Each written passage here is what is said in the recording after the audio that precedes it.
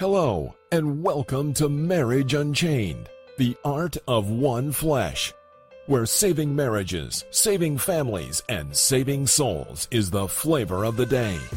Now, let's join our host and author of Marriage Unchained, Catholic Alpha Radical, Jerry Jacobs Jr. Today we're going to focus on what this new podcast is about and the current scandal in the Catholic Church, Christ Church. So sit back, relax, take a chill pill, and get ready to rock, but don't duck.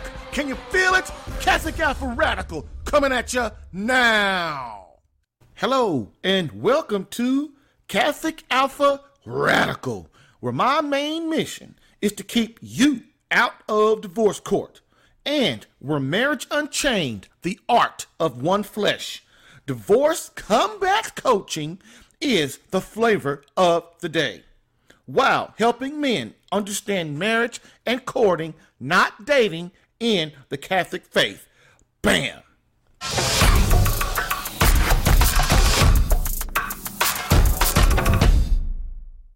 So, please remember to share the podcast with someone needing it in their marriage and relationship. And if you are listening to this on iTunes, please rate us.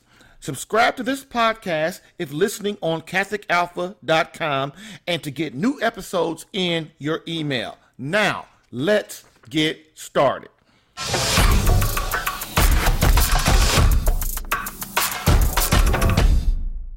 So, as usual, we're going to do our quote of the day.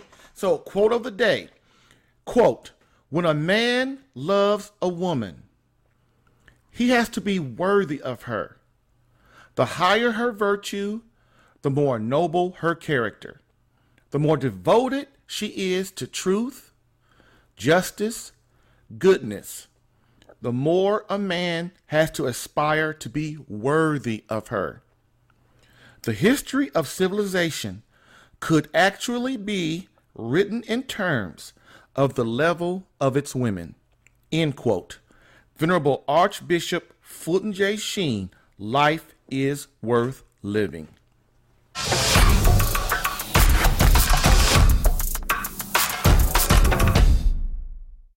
So, what we're going to do, again, just like in episode 1, and if you didn't listen to episode 1, please do, because it's really in-depth and it shows you a lot what the show is about.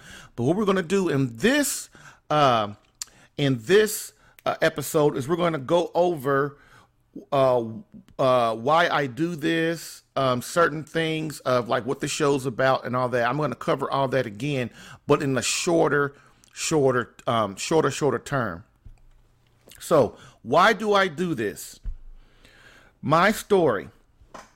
So, as I said in episode 1, I'm going to do this in my story in 4 parts. And so, the first episode, part 1 was about my first child. This part is of my story, which is part 2, is going to focus on my first marriage. And I tell you this so you can see where I have been and the pain that led me to this point to stand up and, like I said, do something. And like I said, in episode 1, I was just sick and tired of being sick and tired. I was sick and tired of the state of our country. I was sick and tired of the state of my home. I was sick and tired of the state of my environment, my work environment. I just didn't have anything that I could look forward to or have anything that I could look to, because my life looked bleak to me, and not bleak as far as I was really depressed, but bleak as, okay, what am I going through all this for? And so I had to start this podcast and start Catholic Alpha Unleashed, which is my video YouTube channel, but mainly my blog, so that my boys would know and have somewhere to go if something happened to me. And that's the problem with today, is everybody walks around and nobody, especially men, and in this podcast, I talk to men. I don't talk to women. There's going to be another show for them. But when I talk in this podcast, I'm talking to men, because we're the ones that are called to be the leaders and the forgers of this nation, of the Catholic faith, of our homes, and of our environment. And if we don't learn how to make that better and where to lead us and lead other men and our boys, then we will continue to have the things we have now. A la carte, just like the current scandal in the Catholic Church. Well, so I'm going to get started. And like I said, I tell you these things, and these are personal things, but I tell them so that you as a man can understand where I've been and that I'm just not talking.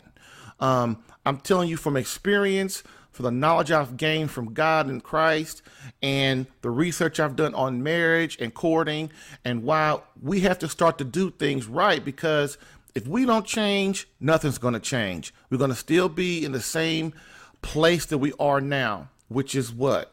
Craziness. I was in the Air Force. So this is about my first marriage. And I was in the Air Force, and I loved it at first. It was something new. And my wife was in college. And we met at a college dance. So basically, one of my girls, I was dating this other girl, and she left me because she said I was too young. She was like 28, 29 years old, and I was like 18. And she really, really liked me, but she wanted a husband, and she thought that I wasn't ready to get married, which my whole life I've been ready to be married. And that's another thing about me. You will find that I love being married. I love being married because I understand, and just like as I understood as a boy, that, and of course now I'm 52, but I understood even in my teens and in my 20s that if you're not married and you don't have a family, you're not a real man. You're not a man yet. And even then I understood that. And I think that no one really taught me that, or unless if they did, I must have picked it up from somewhere. But that is the core of this podcast, is for men to understand. Don't think that you are a real man walking out here with 20 babies by different women, and you got 3 or 4 women that you're trying to court. I'm not court, but trying to date and walk around with, and they don't know what's going on, because the real fool in this is you.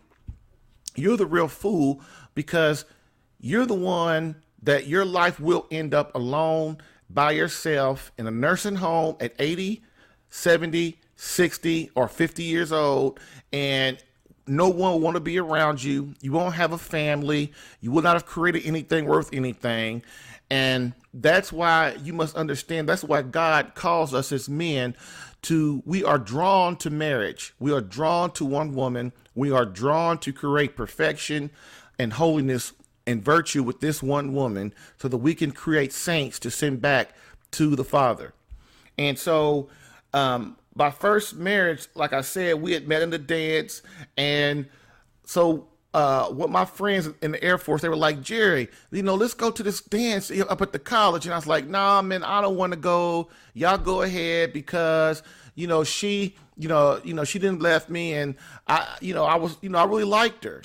Plus she was older. And for some reason, I've always drawn older women. I don't know why, but it's been one of those things. And so they messed with me. So finally I decided, okay, man, I'm going to go. And come to find out, it was one of the most important and greatest decisions of my life.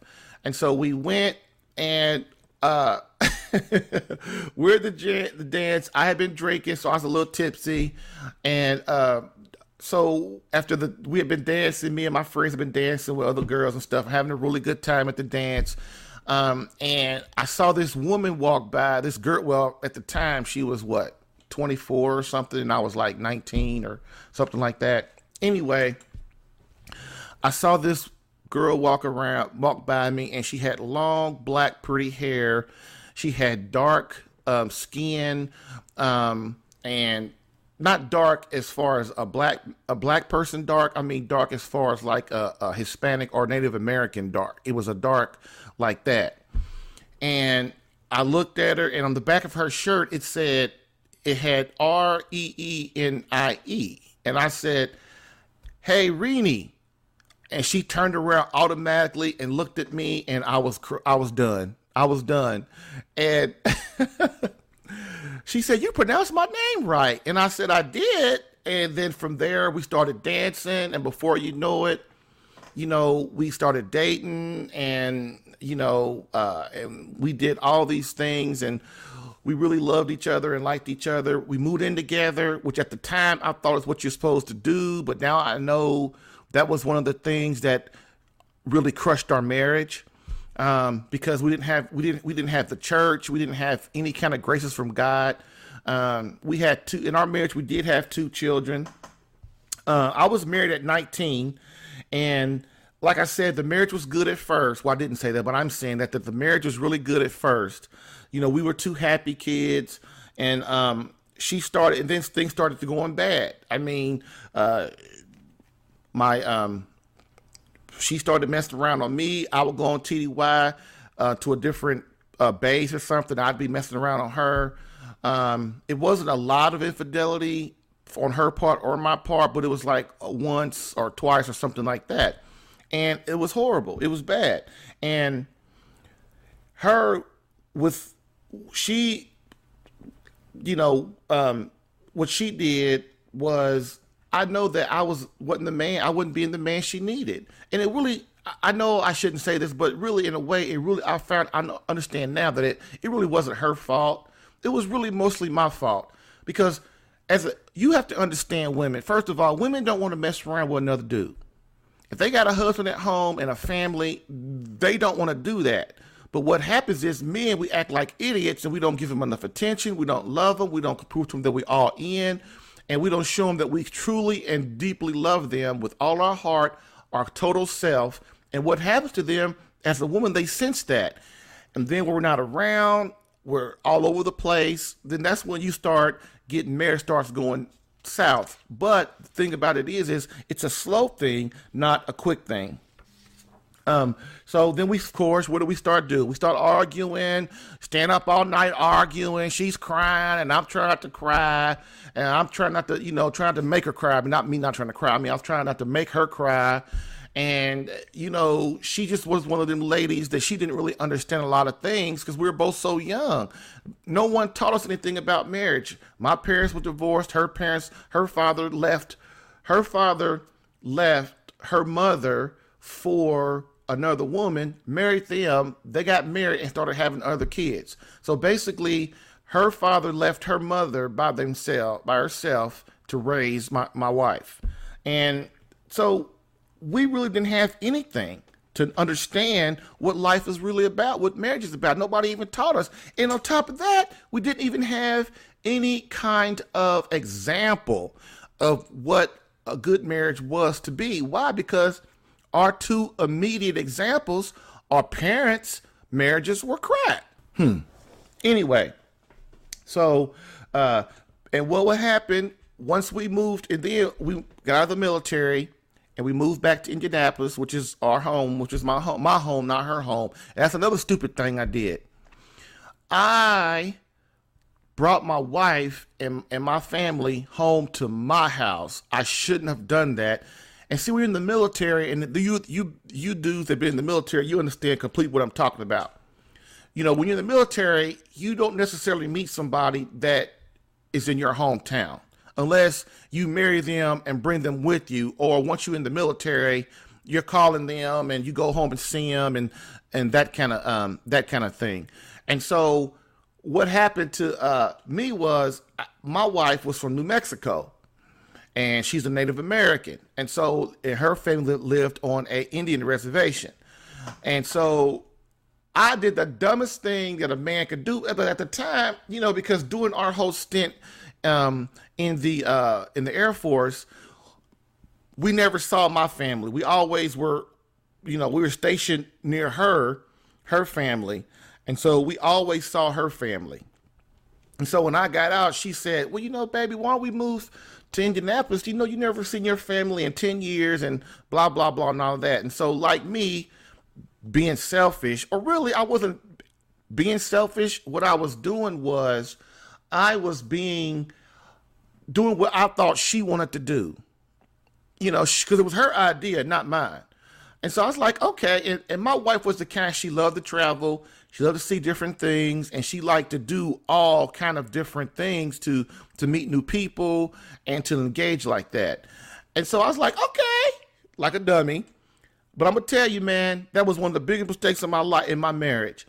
You never, ever take your wife away from her mother, her sisters, her brothers, her uncles, her aunts, her family. Because when things start going bad, or she's lonely, or she doesn't feel like you're loving her the way she needs to be, she recluses to her mother or her family, and that's her support. Well, my family in Indianapolis is not the most engaging type of family. Well, for one thing, we were divorced. My parents are divorced. And so, my mother isn't the type to really engage my family or my wife and things like that. She's more of, on her own. And my father isn't that, he is, but, he has his things he has to do. And then my sister is like my mother. And so, basically, man, that's the way it was. When things started going wrong in our marriage, we had no support. We had nobody to turn to help us get our marriage together. And so slowly, the marriage started to fail. And what my wife would do, she had a job at United Airlines. And so what she would do is, when we get into it real bad, I'd be working, and I come home from work and walk through the door, and everybody's gone. Everybody's gone in the house, and I'm walking. So one time, she did that like 2 or 3 times when we were married, once we were in Indianapolis. So one time, like the first time, I just thought, oh, well, they're out or whatever. And I didn't call her or nothing. I just figured, I was home early, and I just happened to be home early that day. And there was nobody there. So I thought her and the kids were out, with her friends or eating or something, or just out, So it got to be like 7 o'clock, 9 o'clock, 10 o'clock, 11 o'clock. So finally I start going, hold up. Something ain't right. Now, I'm a little slow sometimes, but I kind of think, wait a minute, where everybody at?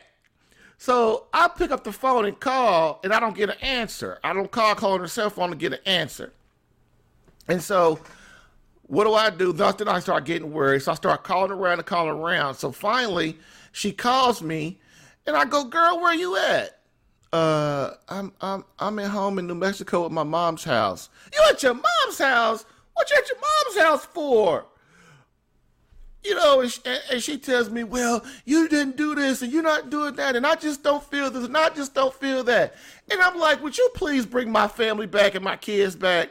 So we went through this 2 or 3 times, and so she would come. I would talk her back, so she'd get on the airplane, and come on back home. Because her mother would be the type like, look, you need to get your butt back to your husband. Obviously, that's kind of how the situation would go, the conversation would go. And I just wanted her, so when she would get home, we would patch things up, and we start all over again.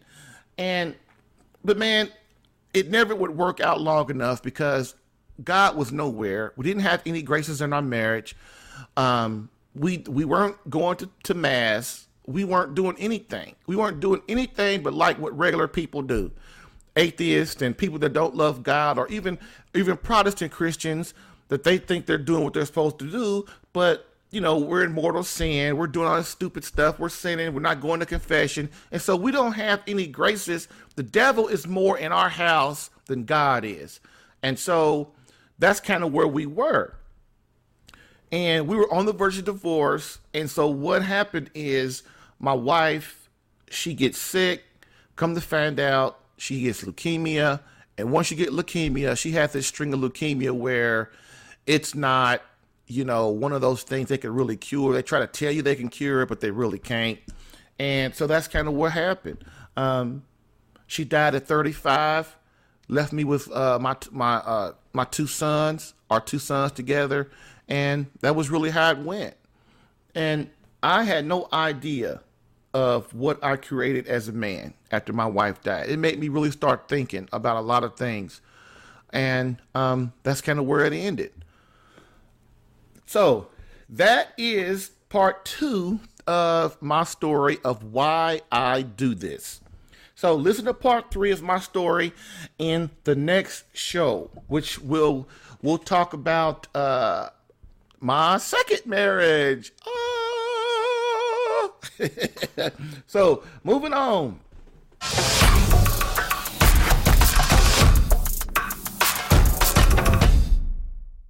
What this show is about. I'm going to do a quick overview of the show, of what it's going to be about, and of kind of what we went over last show, but this will be a lot faster. So what this show is about, it's about do-it-yourself marriage and relationship help for men. So basically, my job here is to try to instruct you on what God is asking of us men, how we can get you to be the man God's calling you to be, so and what that entails, so that your life can be more holy and more pure, and be so that you can transfer that to your children. And believe me, man, when you're single, you don't think about this stuff. Then you get married and your house is in chaos, and then you wonder, what the heck's going on? What did I ever do this for? You did it because you wanted to be with the woman you love. You thought you wanted to create a family. Well, you did, and now things ain't working out. So what do most of us want to do?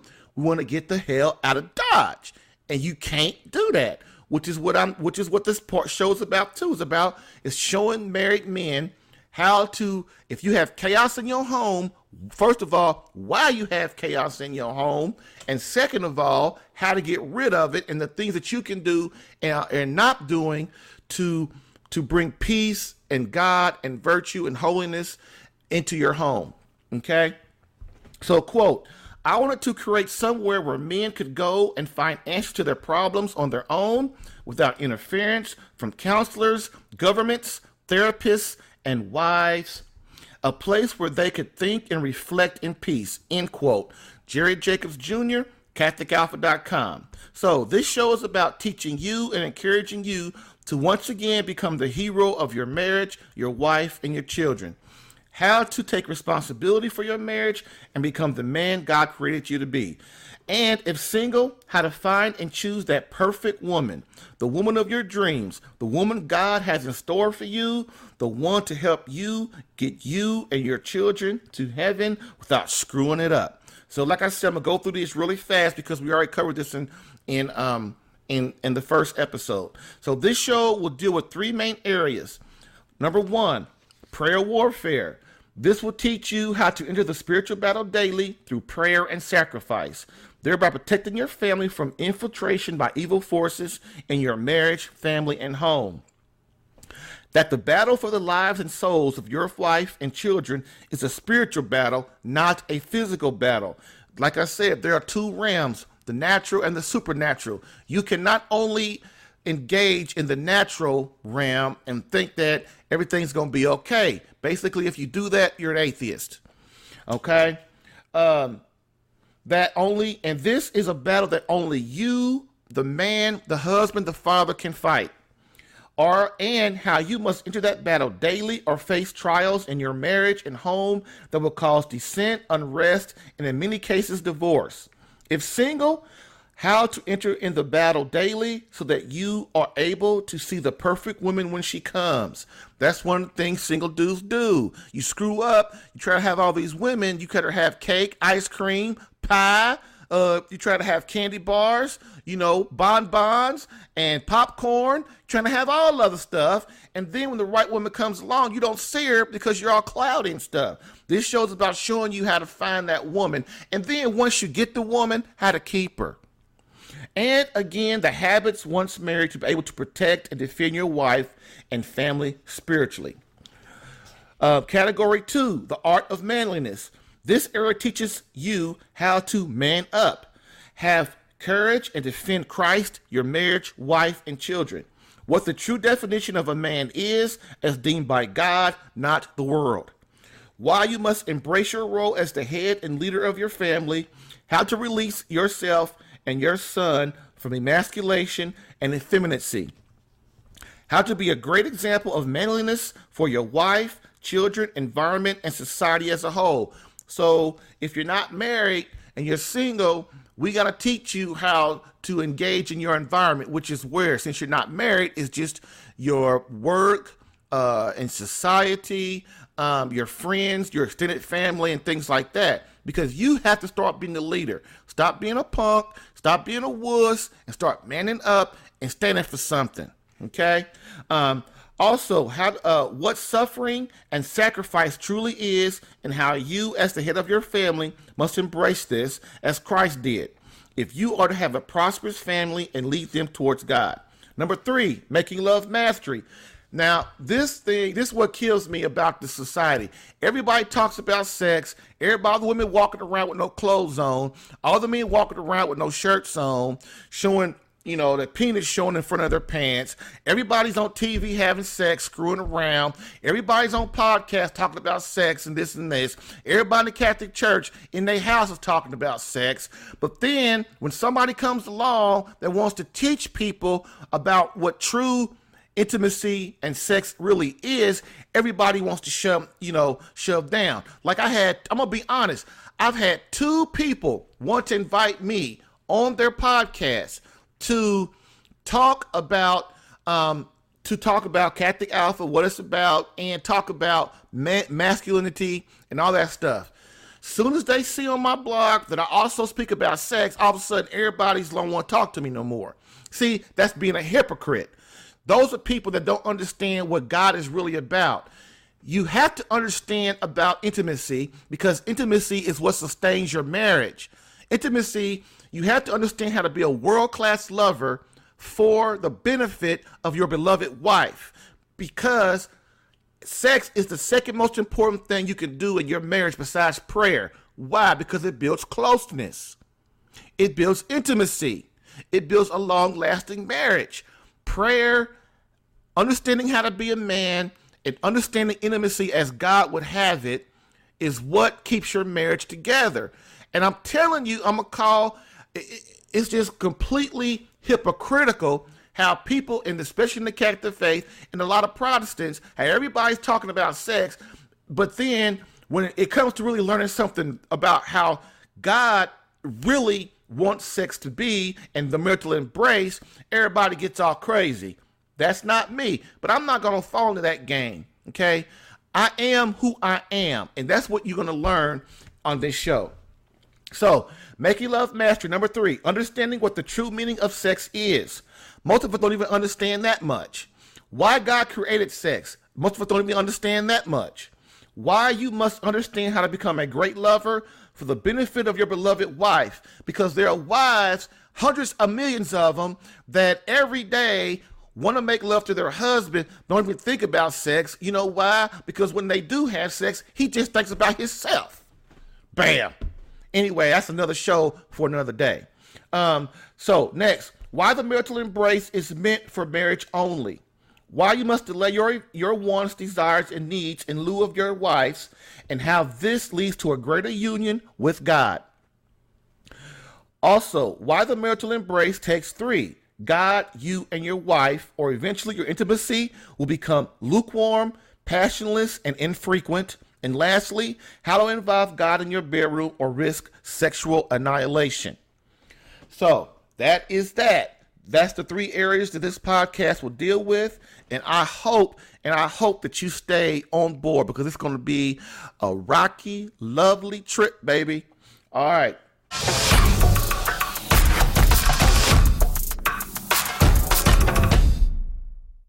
So next, what is this goal for you? What is this show's goals for you? And again, I'm going to run through this really quick because we did this on podcast 1. The goal of this show is to give you a mission and purpose. And that mission is for you as the husband, the father, the lover in the family, to become a holy lover.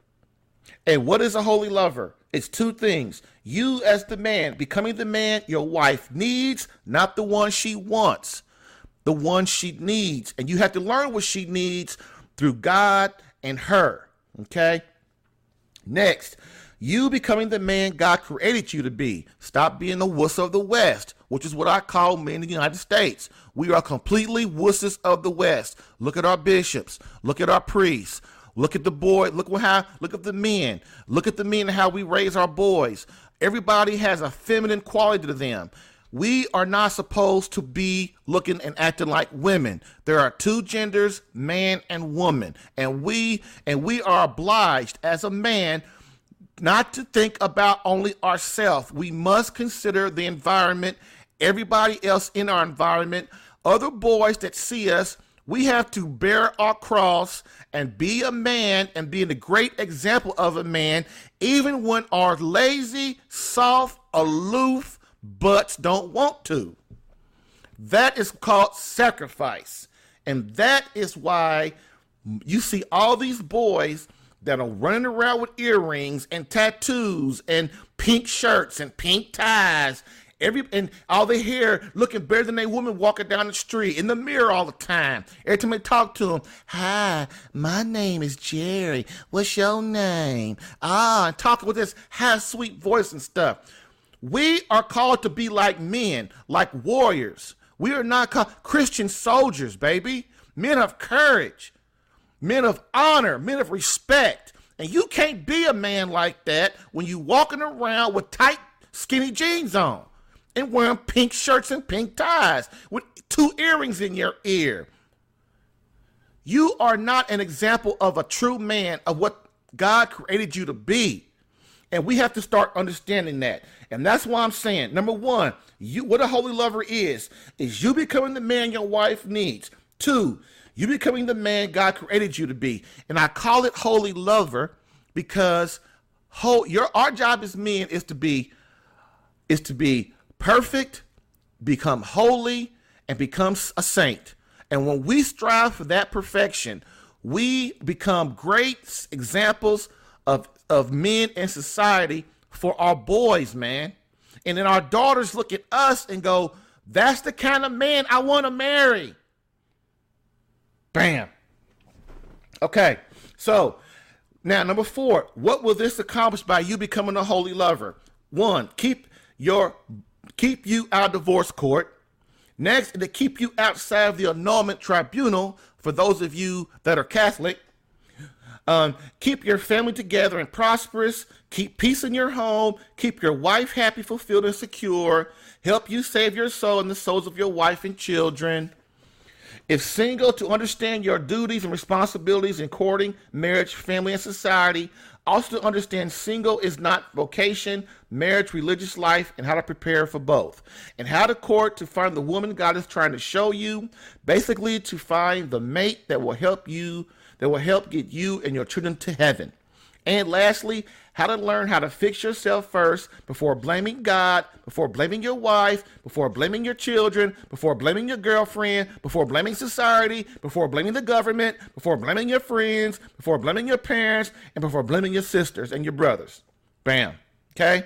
This is how God set it up, so don't kill the messenger, and that's me. Now, how are we going to accomplish this? Number 1, interviews with priests and religious, interviews with men doing it right in their marriages, Q&A email questions from you, learn how to fix ourselves as men first, then worry about our wife, our children, and society, the teachings of Christ Church, the Catholic faith, and 6 tips, checklists, and guides on how to implement these principles in your life. So that's it. That's what the show's going to be about. I hope that you understand. I hope it excites you. And I hope you're excited about becoming the man God created you to be so that you can have peace in your home, find the woman God is meant for you to have. And then once you find that woman, if you're single or if you're married, you have a wife already, how to keep them women, how to keep them happy, how to keep it so they'll be the ones that's rocking and rolling in your house while your butt's at work.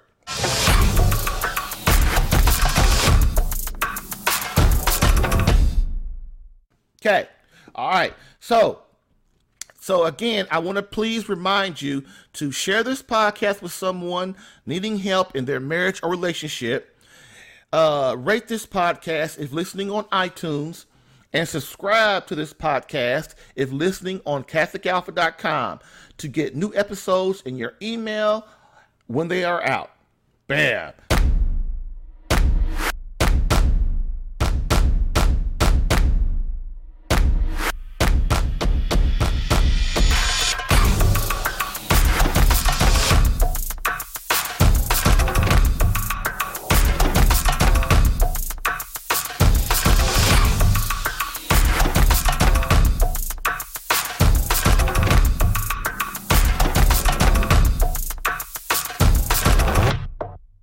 So now we are come to our rant, our radical rant of the day. And boy, I just want to say, fellas, we got a problem in the Catholic Church right now, don't we? We got people attacking boys, people attacking adult men that are going into the seminary to try to be faithful to God and try to change the world. And what do they get when they get there?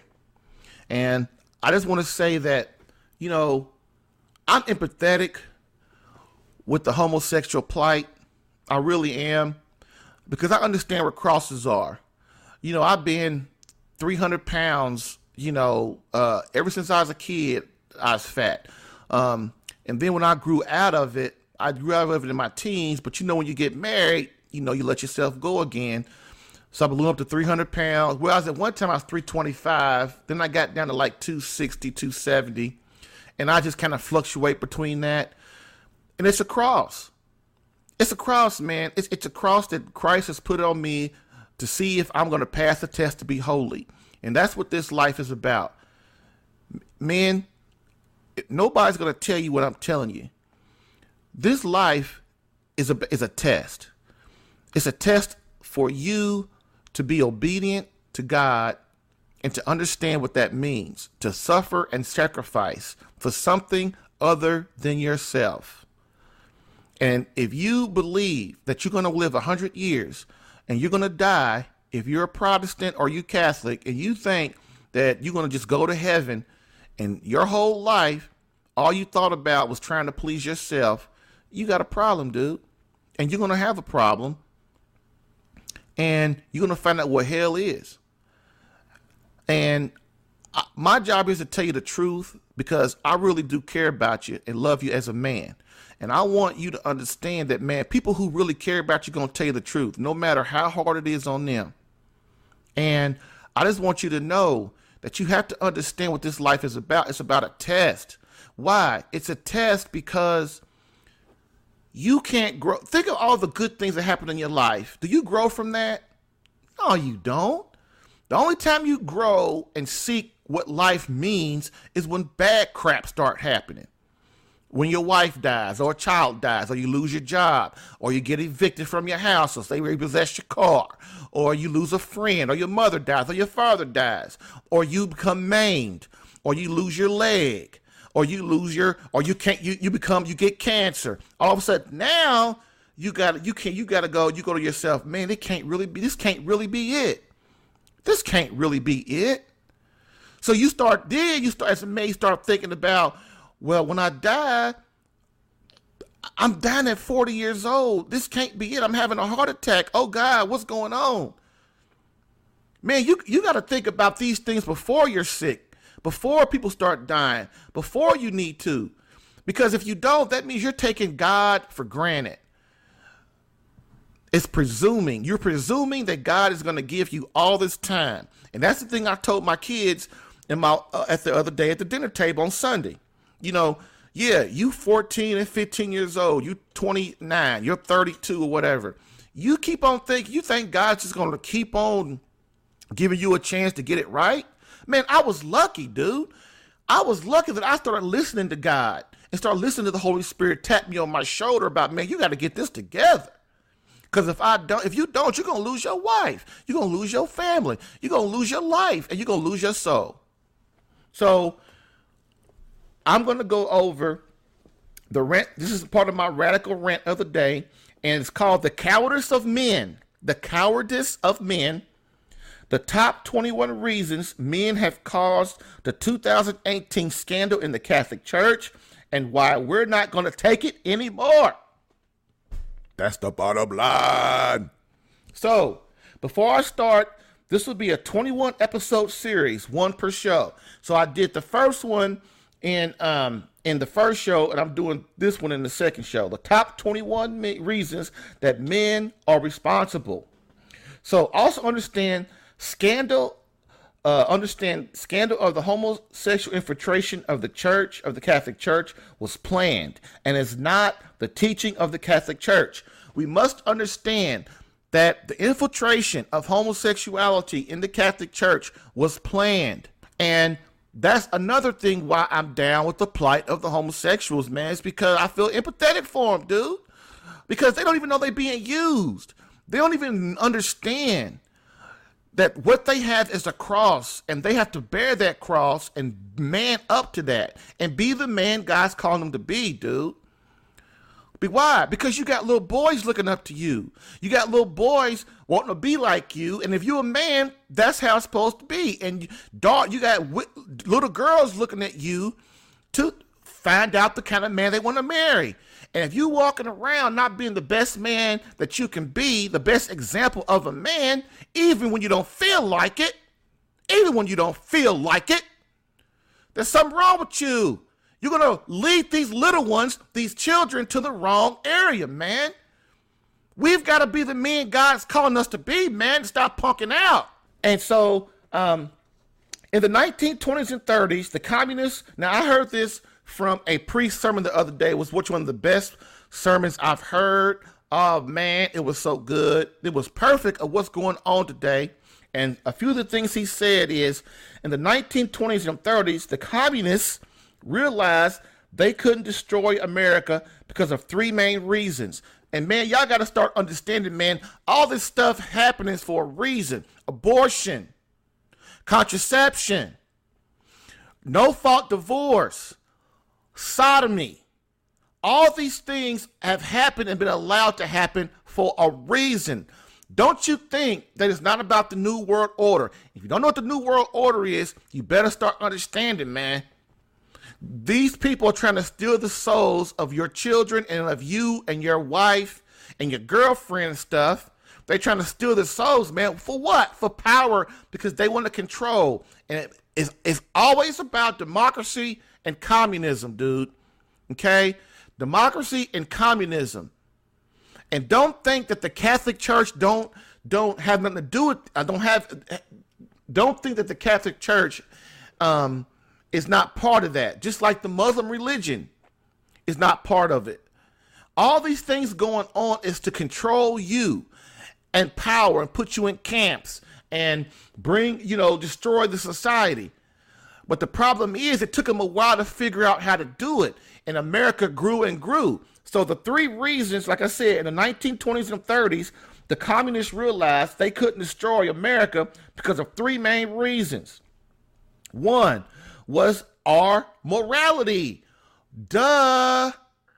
Our morality, dude. That's why you need the Catholic faith. All you atheists, all you people that don't believe in God, all you Protestants that don't keep the word of God to the exact and become obedient and don't really understand your faith and think everything's about sola scriptura, why do you think they're attacking you? Why do you think they're not attacking the Presbyterians and the Methodists?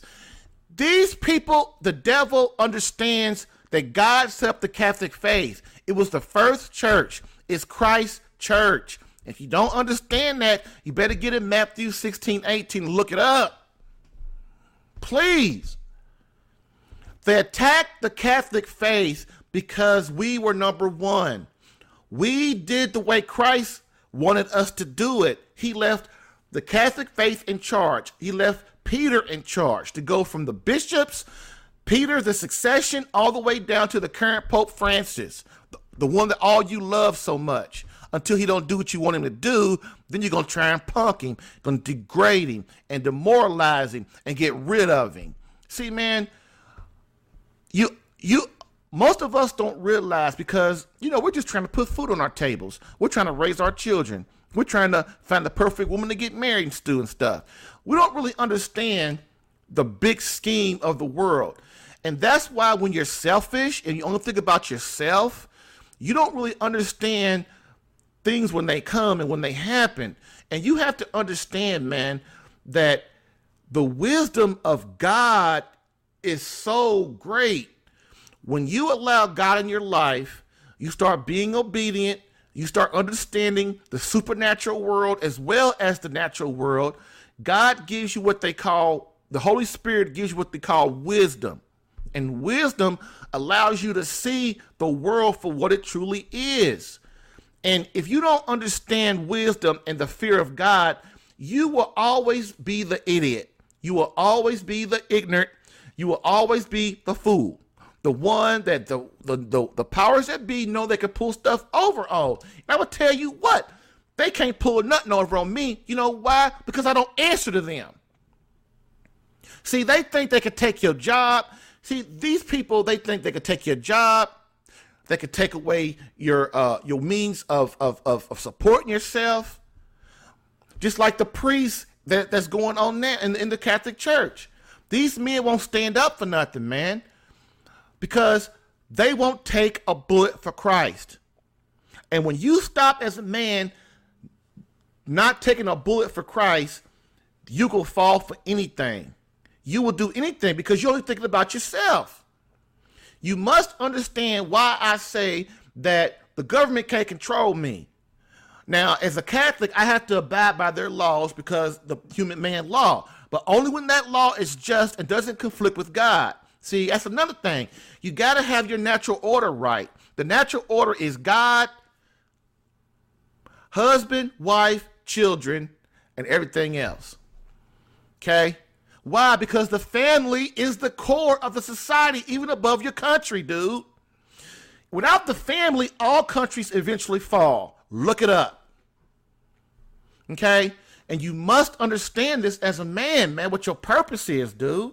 You have to understand that. And that's why the communists understood in the 1920s and 30s, they couldn't infiltrate America because we had it together, man. We had it together. The Catholic faith had millions and millions, hundreds of millions of people.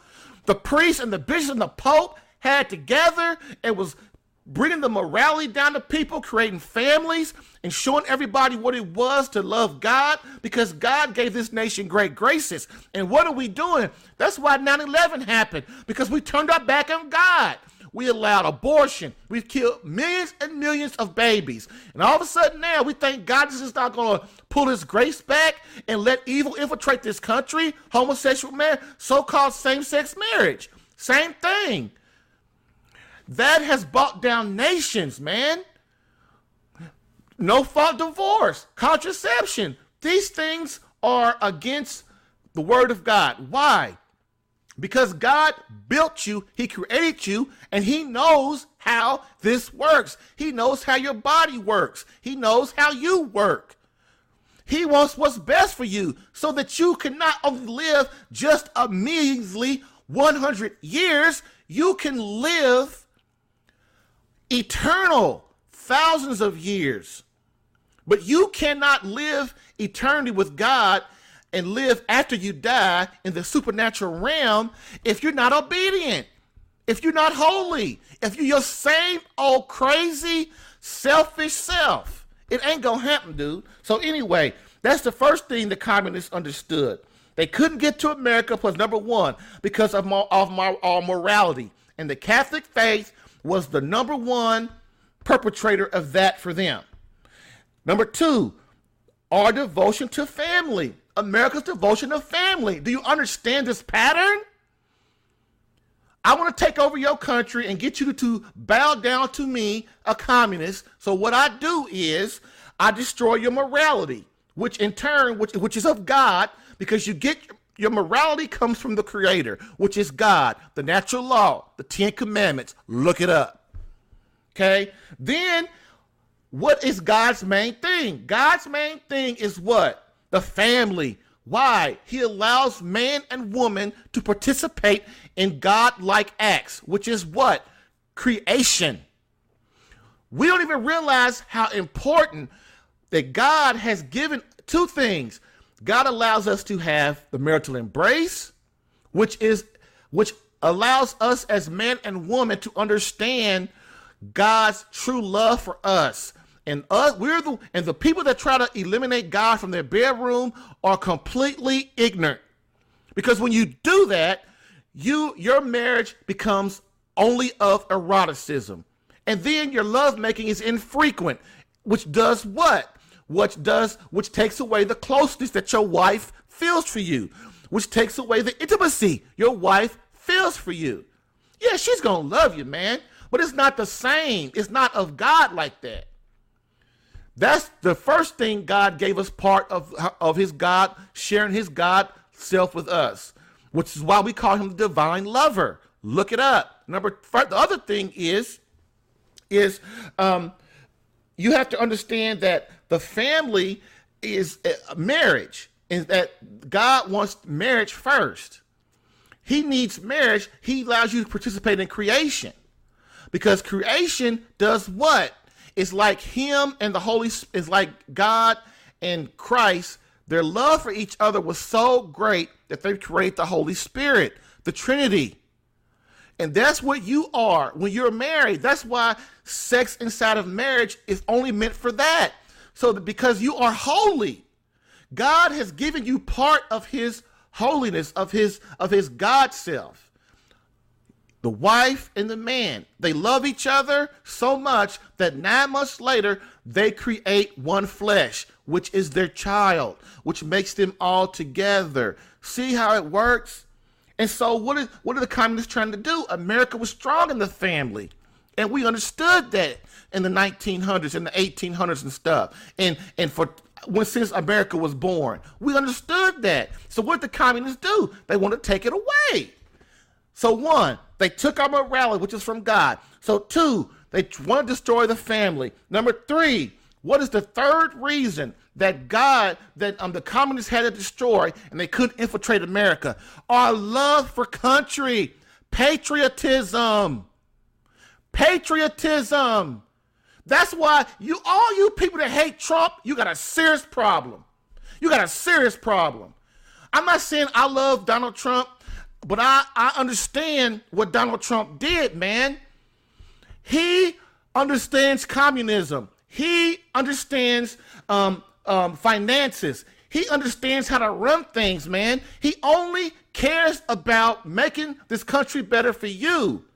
And the ones that are against Trump, those are the ones that are communists. They have infiltrated the certain, and I'm not talking about just Democrats. I'm talking about Republicans too.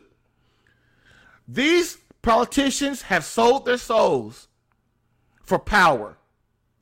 But Donald Trump understands that, man. And nobody's going to tell you the stuff I'm trying to tell you right now. They ain't going to tell you that. Donald Trump understands patriotism. That's why he tried his best to talk to the inner country, man, the homeland, the heartland. Because he knows there are a lot of idiots in California, in these big cities, like California, like LA. I'm sorry, California's not a city, because all of I learned this, that all of California is not liberal. So LA, New York City, these big, huge cities, he understands they've been infiltrated. But you know what? Donald Trump is the kind of dude, he don't even care about that, man. He cares about getting you jobs. He cares about bringing back patriotism, because he understands how important patriotism, love of country is. And the communists do too. The communists do too, man. The communism is of evil, dude. And if you don't understand it, you think that battle's over, you need to get your head out of the sand and start educating yourself and get away from the football games and the basketball games and the sports bars and off the golf course and off the fishing river. Okay, now, so those are things they want to try to do. Take away our morality, take away the family, destroy the family, and destroy our patriotism. And since Vatican II and before, they have done a great job. Look at the state of our country. Look at the state of your family. Look at the state of your friends' families. Everybody's getting a divorce. Everybody's having problems. You got little boys that want to be same-sex attracted. You got girls that want to be same-sex attracted. You got girls and boys that defy their parents. They cuss their parents out. They call their parents names. They don't do what their parents say, which is breaking the fourth commandment. Thou shalt, your kids in mortal sins. And you got a big problem to do with that because you as the man won't lead them right. Okay, so their morality, devotion, so they decided to destroy it from within by two, meaning one, homosexuality in the Catholic Church to destroy morality. Okay, here's what they did. So the communists, what they did was they decided that they had to destroy, the only way to kill them, because America, we're too big, we're too powerful, we got a lot of weapons and stuff, we'll nuke their butt, okay? They're scared of that. So they're doing like the Muslims are doing. That's another thing y'all don't understand. I respect the Muslims, not because I'm a Muslim, I'm a Catholic, but I understand the men in the Muslim faith, man. They willing to die for something. Are you?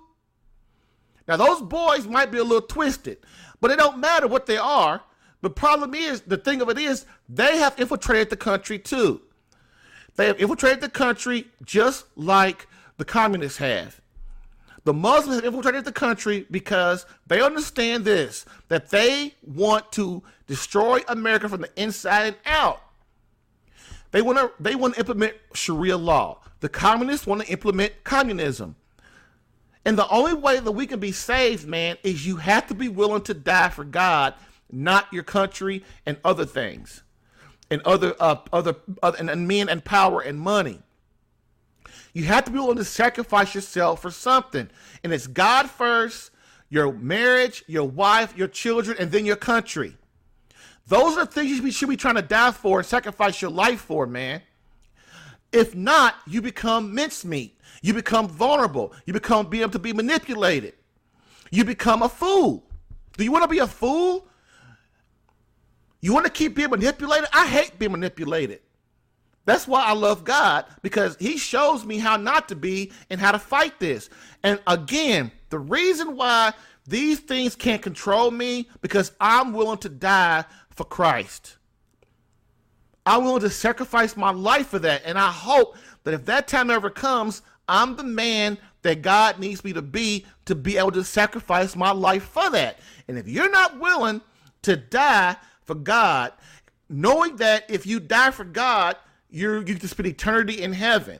Now, to some of you, that sounds silly, but it's not silly, man. It's the deal. You got to understand what you're here for, man. You got to understand what you're here for. All right? All right. So, number two, number one, they wanted to take they wanted to infiltrate the Catholic Church. Okay? Homosexuality. They put that in the Catholic Church to destroy our morality, because once you allow homosexuality in the church and in your country, first of all, the country just starts to decline, because it's not what God would have us do. And that's nothing against homosexuality. It's not personal, man. It's just the truth. It's just the truth. Why is it that homosexuals are the only ones in this world that don't have to carry their cross? Like me, I was over 300 pounds. I had to carry that cross like an alcoholic. He has to carry his cross like someone who wants to be a serial killer. He can't serial kill people. He has to carry his cross. You know, a woman that loses her mother, she has to carry that cross.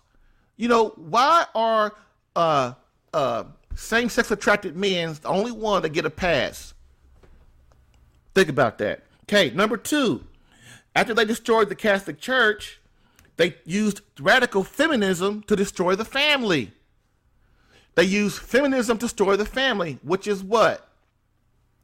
Women cut all their hair off and look like dudes. Women want to go out and have 2 and 3 jobs and have a job and have a career and stuff. They take their kids and put their kids in daycare. They have sex outside of marriage because, you know, we got to have sex too. We got needs too. So you go out and have sex with all these dudes, you get pregnant. Now you got 1 kid. 1 kid enough outside of marriage. You got to have 3, 4, 5 kids, because women don't realize and men don't realize that children have the right to be raised by mother and father. That's their natural right. But what do? You know, I'm not judging you, dude. I'm judging your actions. God's the one's gonna judge you. I'm just trying to help you not go to hell, which is what we're trying to do at this show. One of the things we're trying to do on the show. Okay, so they took radical feminism, then they took the wife with radical feminism, and told them that what you got to do is you got to defy your husband. Don't let him lead. He's a buffoon. He's an idiot. He don't know nothing. You only need him for sex and making some money. Now look at the family. You don't even know how to define a family anymore. Is it 2 men? Is it 3 men? Is it 2 women? Is it 3 women? Is it a man and a woman? You know, what is it? See, the evil one wants to distort things, because once you are easily to be manipulated, then you're just easy. You're easy. I can sell you anything once God ain't around, once Daddy ain't around, which is God, once Big Daddy ain't around, which is God. You easy to manipulate. You easy. You'll fall for anything. I can tell you the sky's green, and eventually you so indoctrinated, you think it's true.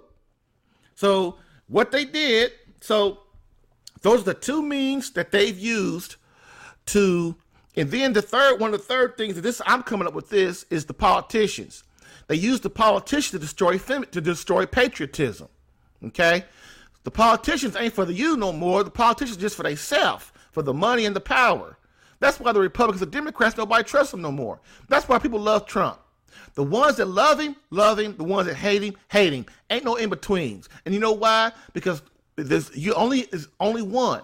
Trump on one side, or either you want your country to be great again, or be about something, to prosper, to be of God, or you want to be things to keep going the same old way they're going. I could do whatever I want. I could be selfish as I want. I could do whatever I want, be who I want, act how I want to be. There's no consequences of nothing. The evil one has infiltrated your life, and you don't even know it. And if you don't understand this little thing that I've drawn out for you, if you don't see the logic in that, man, you need to get on your knees, dude, and ask God for the wisdom to understand. Okay, the priest also told this little story of what happened to him in seminary. Now, look, man, I'm gonna tell you this little short story, man, because if you don't believe anything I've said so far, believe it from a man who was there. So here's what's going on. They're in the seminary, right? Professor stands up and says, you can only, Martin Luther had it right. Martin Luther, he's the reason you have all these Protestants. That's whether you have Methodists and Presbyterians and Jehovah's Witnesses and Baptists. He's the idiot that tried to destroy the Catholic Church, Christ Church. So anyway, he said, Martin Luther, he had it right. Because Martin Luther, he was a priest in the Catholic Church, and he got manipulated too by the powers that be. So that led to, that's why Calvin had Calvinism and I think he's the dude that created the Baptists and all that stuff. Anyway, it don't even matter.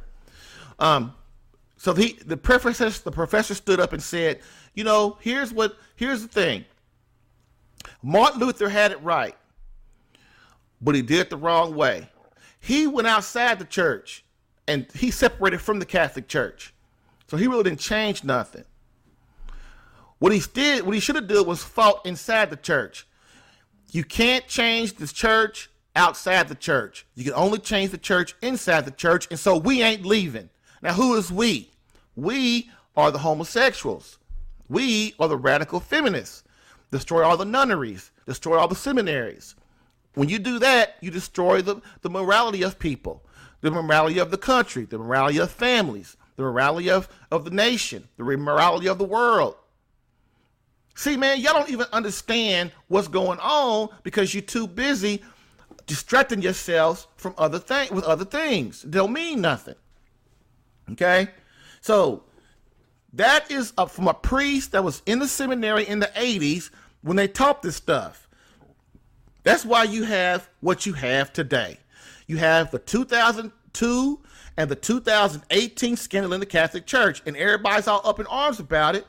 The laity in the Catholic Church, which is the regular people, most of us, a lot of us understand what's going on. But you ones are outside, we ain't gonna talk about, if the Catholic Church been infiltrated, don't you think your little organization's next? Your job, look at the schools. Every 4 out of 8, every 4 to 8 out of 10 children in their 13 years in public schools gets molested. And you dogging out priests? Sure, the priests are held to a much higher standard, but so aren't teachers. See, man, we got to clean our own house. We got to clean our own house before we start trying to judge other people. But what you got to do is get your act together and be with God so that you can clean all this mess up. Okay? Another thing, there are many Judases among us. You know who Judas was? He was one of the 12. He's the one that betrayed Christ, okay, and got him crucified. There's a saying in the Catholic faith, you don't leave Christ for Judas. And what that means is, because there's one bad apple in the Catholic faith, you don't leave the church, you don't leave Christ for them. Because Christ started the Catholic Church. Christ started Christianity. Duh. Okay, he told us what to do and told us where to start, told us what church to be part of. Okay, so what do? Soon as things start going bad, we have no feeling of sacrifice. And so what do? We start leaving the church. We go start our own church. Does that sound familiar? Judas was a screw up. We got priests in the Catholic Church trying to destroy God's church and trying to destroy the Catholic faith, trying to destroy Christianity. And what do? We leave the Catholic faith like Martin Luther, and we go start the Baptists. Or even worse than that, there's so many churches, they call them, look, there's the Baptist church, there's the Presbyterian church, the Methodist church, Jehovah's Witness, right? They don't even go to them no more. They start their own church to the church. It's over 30 or 40,000 denominations. See how crazy it is? It's all this going on, and it's never going to stop because everybody thinks they know better than what Christ told them to do. It's called disobedience. Okay, why don't you leave Judas and why don't you leave Christ for Judas? Because Judas leads you to hell. The dude committed suicide. And if you any kind of Christian, you understand what suicide means. That sends you where? To hell. They even trying to say that in the Catholic Church now, they even trying to say that Judas ain't in hell. See how crazy people are? He betrayed Jesus, turned Jesus over to the Romans to get crucified, and then after that, he was such a punk, couldn't own up to what he did wrong. He wouldn't hung himself. Come on, man. You got to understand this crap going on. We must fight within the church. This is how Christ demands it. So let's get started with number 2 of the top 21 reasons that men are responsible for the 2018 scandal in the Catholic Church. Before each number, I will read a quote directly from the document containing Cardinal Carlo Maria Vigano's statement, so that you understand the gravity of this situation and move to destroy and speak out against it in your environment, which is the church, your marriage, family, society, and work. So here we go. Now, this is these quotes are a little off the chain, man. So if you weak-minded, not weak-minded, I'm sorry. If you can't handle it or your children listen, you gotta, be able to direct them. Okay. So here you go. Quote, Father Vigano. Quote, Father Ramsey, who had been a professor at the Diocesan Seminary in Newark from the end of the 80s until 1996, affirms there was a reoccurring rumor in the seminary that the Archbishop shared his bed with seminarians, inviting 5 at a time to spend the weekend with him at his beach house. And he added that he knew a certain number of seminarians, some of whom were later ordained priests for the Archdiocese of Newark, who had been invited to his beach house and had shared a bed with the Archbishop. End quote. Cardinal Archbishop Vigano, concerning Cardinal McCarrick. These are in no certain order. So number one, we talked about in podcast number 1 of the top 21 reasons that men are responsible for the current 2018 scandal in the Catholic Church, which is just not a scandal, as I've explained, it's just not a scandal in the Catholic Church. It's a scandal for our nation. Okay. So number 2, the number 2 reason is we as men allowed the men in the Catholic Church, popes, cardinals, bishops, priests, and deacons to water down, dilute the teaching of Christ and his church. This quote is a great proof. The quote I just read by Cardinal Vigano has to be this quote is a great proof that this has to do with homosexuality, sodomy, straight out. Stop trying to confuse and manipulate me and other men in this country and in the church, that the faithful and around the world, that this is about pedophilia and it's a difference between the two. Listen, they trying to get you to say that this is all about pedophilia. And I'm telling you, man, pedophilia, homosexuality is the same. You want to put your private parts somewhere it's not supposed to be. Okay? That is homosexuality. That's sodomy. That they have destroyed nations and upon nations. Okay? So, this is a disorder, and what does that mean? Okay? It means that the person is lacking something from God. Anytime we have a disorder, food or sex or homosexuality or, we're drug addicts or whatever, there's something that is a disorder which is deficient of God. That's really simple. It's nothing personal against same-sex attracted people. It's nothing personal against people that love gluttonous people. It's nothing personal. It's just what the psychiatrists and the church have decided this is what it is. Although the psychiatry people have decided that they're going to change their manual about what homosexuality really is. Why? Because they sold out. Anyway, that's a whole nother story for another day. Nothing personal, but it's the truth. Get mad, don't kill me, kill God, if that's what you think, okay? This is why the Catechism of the Catholic Church calls homosexuality, calls it such. It calls it a disorder. That's all it is, okay? Basically what that means is the church feels sorry and empathetic towards the plight of homosexuals. We want homosexuals in the Catholic faith, okay? But you can't come into the Catholic faith trying to sleep with the priests, sleep with the little boys, trying to take other men out on dates and stuff. That's not being obedient. That's not sacrificing yourself. That's not suffering and sacrificing and being a man of God, dude. You got to be the man that God is calling you to be, okay? So you can't come in the Catholic Church. We accept any man in the Catholic faith. Why? Because it's of Christ. It's of God, man. It's what we're supposed to do. But I'm a heterosexual dude. I have a wife and children. But I can't come in the church trying to sleep with all the women. I can't go and take a Eucharistic minister who's a woman and take her in the back in the altar and try to have sex with her in the church. You see what I'm saying? This is not personal, dude. This is business.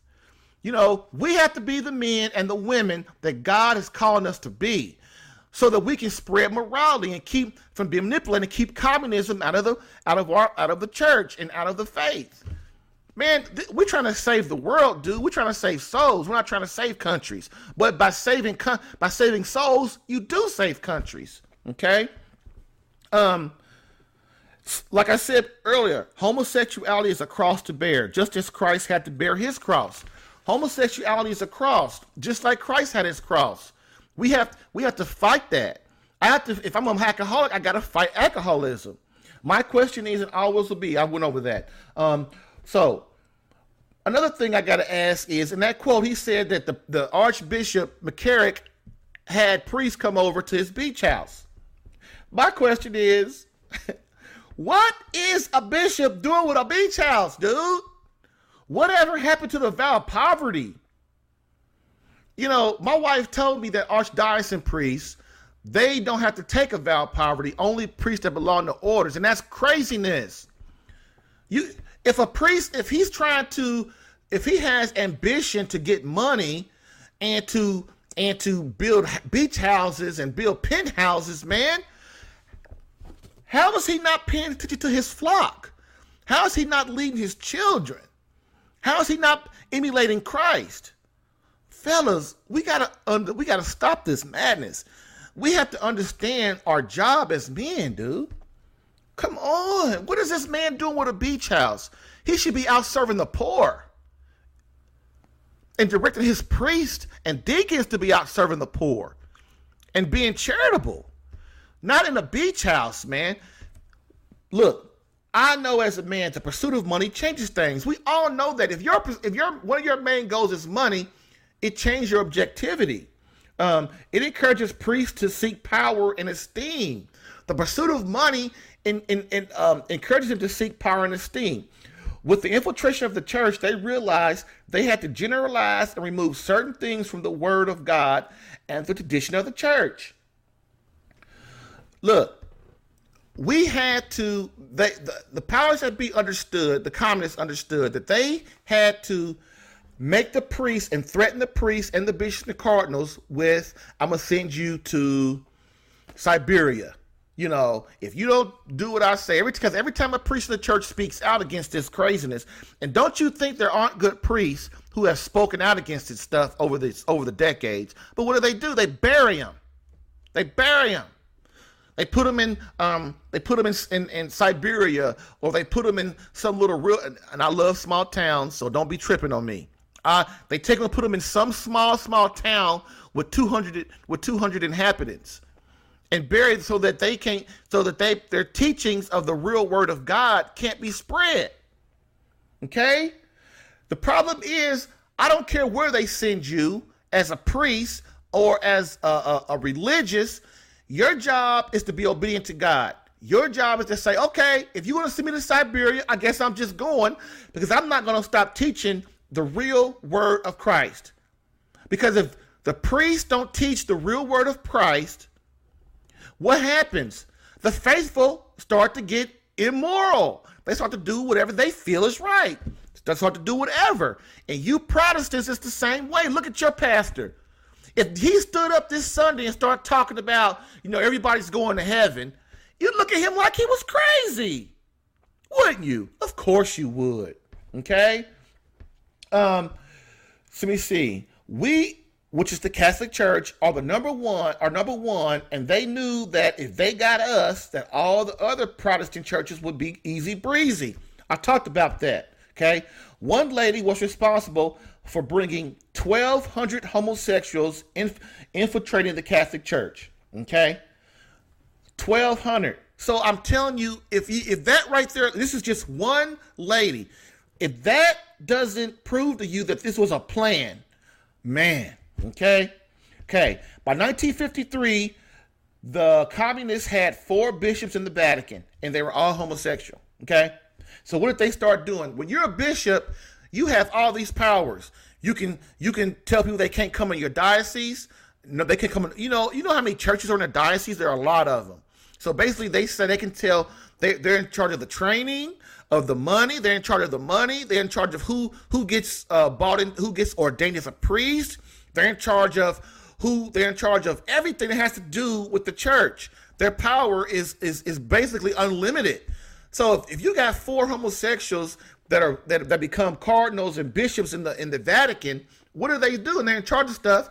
If you go to confession with that bishop, he's gonna tell you, and as a man, I got a problem here, Christ, because the priests are responsible for emulating Christ. So what happens is you have a problem as a man, and you're going to the Christ to say, Christ, would you please direct me in the proper way to get off of this cross? Okay, so also by 1953, like I said, they had 4 bishops in the Vatican. They changed the Mass from Latin to Novus Ordo. Okay, the Latin Mass, Latin is the thing of the language of the church. It's just a powerful language of the church. And you know how powerful it is? It is so powerful. It's what the exorcists use to exorcise people. They don't use English to exorcise people. They use Latin. Why? Because this is a sacred language. Okay? So they took out the Latin Mass and put in an English Mass. It's called the Novus Ordo, which changed all the traditions of the Mass, which then corrupted the people. Okay? They stopped giving confession. And from that, like in the church I was in before I went to the church I go to now, the parish, you had to get a confession, you had to schedule it. Now, if I'm in a mortal sin, I need to go to confession, which as fast as I can, or I'm going to hell. I got to, first of all, to get a confession at this church, I got to go find a priest, which we all know how hard it is to get a hold to a priest these days. I got to call him 3 or 4 times. I got to email him 3 or 4 times. I got to speak to his watchdog, his secretary, to try to get to him. You all know how hard that is to say, I want a confession. Nobody's going to do that on a regular basis every month. Nobody's going to do that. They stopped preaching about hell. The men in the Catholic Church, the priests stopped preaching about hell. And look, like I said, and the ones that did preach about it, they were ostracized. They were, they got on them. They started banning them to different places and stuff, getting rid of them. They don't kick them out the church. They just move them somewhere where their influence is not as great. Okay, they stopped preaching about purgatory. Purgatory is, you make it to heaven, but you still got a lot of sins, a lot of impurities in your soul that God has to purify from you before you can be with Him in the beatific vision. They stopped preaching about abortion. Okay, when they allowed abortion in 1973, you didn't hear nothing from the bishops. Okay, when the Catholic Church don't speak out on stuff, people they just do what they want to do. Okay, they stopped preaching about abortion. You got 70? I don't know how many million babies been killed. We all know about that from the Planned Parenthood scandal. Also, they stopped preaching about sodomy. Okay, they stopped preaching about the sanctity of marriage. So marriage don't mean nothing now. Okay, it's not important. They stopped preaching about contraception. Contraception led to abortion. Contraception led to women giving their bodies away to men who don't care about them really. Contraception led to feminism. Okay? All right? Look, and if you don't understand this stuff I'm saying or agree with it, I don't even really care. Because why? I'm not beholden to you. I'm beholden to Christ. And if you're mad, get mad at him. And not just that, look at the world, look at this country, look at the study of the family. If you don't think this stuff I'm talking about is real, just look at the consequences of these things that haven't been taught by our church. Okay? I love the Catholic faith. I really do. I have the utmost respect for priests. Matter of fact, I'm a convert. So the first time I ever went to any Catholic church was with my wife. And before then, I would see priests and nuns in the street, and I would just respect them so much. You know why? Because priests and nuns has said, I'm giving my life away for something other than myself. You got to respect that. So that's why I love priests, man. And I love nuns and bishops and deacons and stuff. Because, man, they are better people than me. The ones that's doing it right. You got to give them their props on that. And so that's what I'm saying, man. I love priests, but I don't like the ones that ain't doing what being obedient to God, man, that lead the flock the wrong way. It ain't right, and we got to speak out as men. From now on, no more holding back, okay? Also, they stopped preaching about the natural law, the 10 Commandments. When's the last time you went to a Catholic church and heard them talk about the 10 Commandments? Come on, man. They stopped preaching about mortal sin. For those of you who understand mortal sin is sodomy. Mortal sin is adultery. Mortal sin is taking the Eucharist without being in grace with God. Mortal sin is killing somebody. These are mortal sins, which means that if you die with a mortal sin on your soul, you go straight to hell, you don't collect $200, and you don't pass go.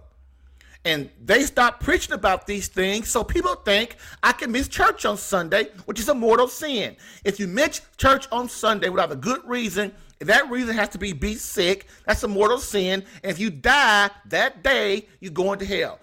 And they don't preach about that no more. Why? Because they don't want people, they want to water down the faith. They don't want you to know, to destroy your morality, to infiltrate the United States. Come on, baby. Okay?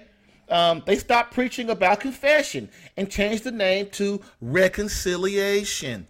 My wife said the other day, what the heck does reconciliation mean? Oh, it's confession. Nobody knows that. Okay? You have to go to confession to get mortal sin off your soul so that you could be in grace with God. Okay? They stopped preaching about the rosary. The rosary is what the Blessed Mother, Mary, told us to do, to pray the rosary. Because it purifies you as a man. It protects your family. It helps make your wife happy. It makes you be able to sacrifice for your wife and for your marriage. The rosary is your spiritual battle weapon as a man. And if you don't use it, your wife is going to be hectic. Your life and your home are going to be unpeaceful. If not today, eventually, and then if not, it'll be a lackluster marriage. You take it or leave it. You need the rosary. You need God, man. Please listen to what I'm trying to say. Anything to do with the fear and wisdom of God has all been deleted in the Mass and homilies. Anything that has to do with, I remember I talked about wisdom and the fear of God. The fear of God doesn't mean, oh, I'm scared of God like that. The fear of God means you respect God, that you understand that he's your creator and you want to please him and you don't want to disappoint him as a man. Why? Because he's the one that helps you protect your church, protect your home and your family. And if you're a single person, it helps you do right by your girlfriend, not sleep with her and abuse her and use her up and steal her purity. God helps you do those things. He helps you find the woman to marry, to help you make holy and get your kids to heaven, to bless your marriage, man, to make you a real man, to give your life for something other than your own selfish self. Okay? Why? Why did they stop doing this? To destroy the Catholic faith, thereby destroying morality in the United States. Don't you hate being manipulated? And what did the lady men do in the Catholic Church? What did we do with all this stuff? We just sat back. Sat fat and happy, like fat and happy campers, going to the golf course, going to the basketball games, going out for a drink at the sports bar, going to hang out with our friends, sitting in mass and crossing our arms because we don't care about Christ. That's what we did. We said, oh, don't worry. We let our kids go out and sleep with other people. We let our kids go to these schools and not try to make sure the teachers are doing right by our kids. These darn counselors trying to manipulate our kids and destroying our family and stuff. We just sat back. We sit back. We don't say nothing. We don't do nothing. Well, if that's what they want to do, that's what we do. It's terrible. We are a pitiful excuse for masculinity. And it's time that we stand up and start understanding that we are more than creatures. God created us more to be a creatures.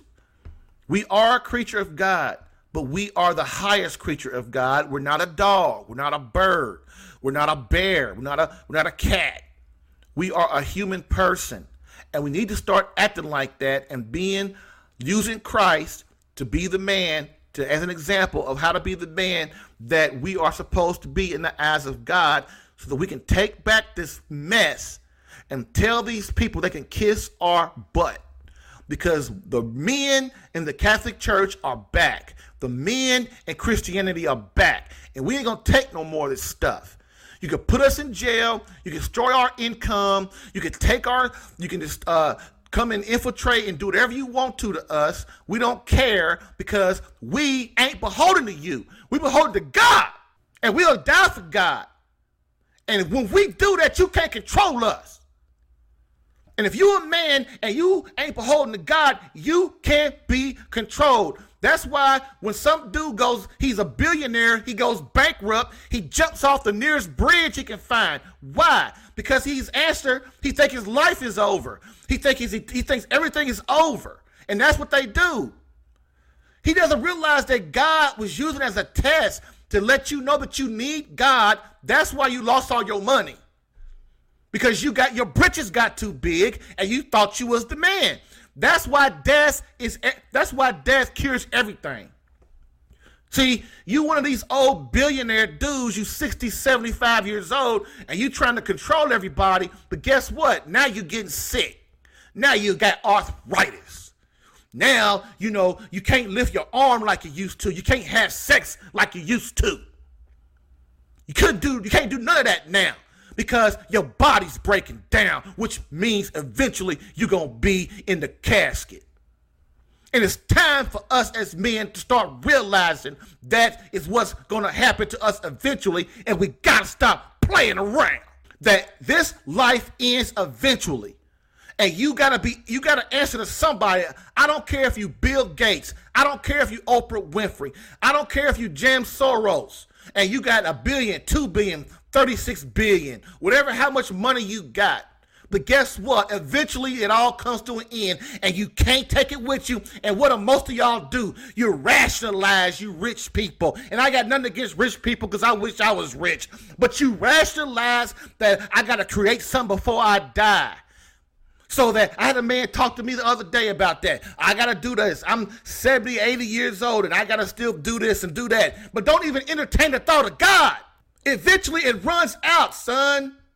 And right now, the devil has infiltrated you and your wife and your children and your family. That's all I'm going to say. What do you think? Send your questions to RadicalQuestions at CatholicAlpha.com.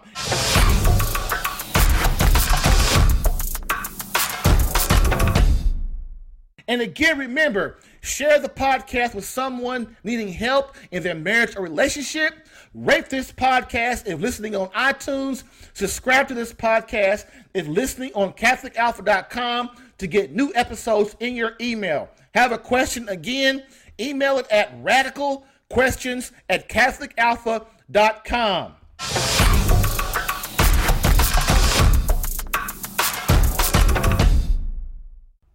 Conclusion, as we always do, we are in with a quote from Pope Benedict XVI. Quote, society offers you comfort, but you weren't made for comfort. You were made for greatness. So, go forth, Christian soldier. The spiritual fight is upon you. Fast, pray, and prepare for battle. Thank you, Christian soldier, for listening in today.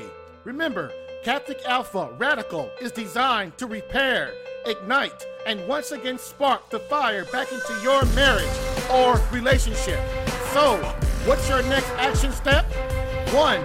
Share this podcast with someone needing help in their marriage or relationship. 2. Rate this podcast if listening on iTunes. 3. Subscribe to this podcast if listening on CatholicAlpha.com to get new episodes in your email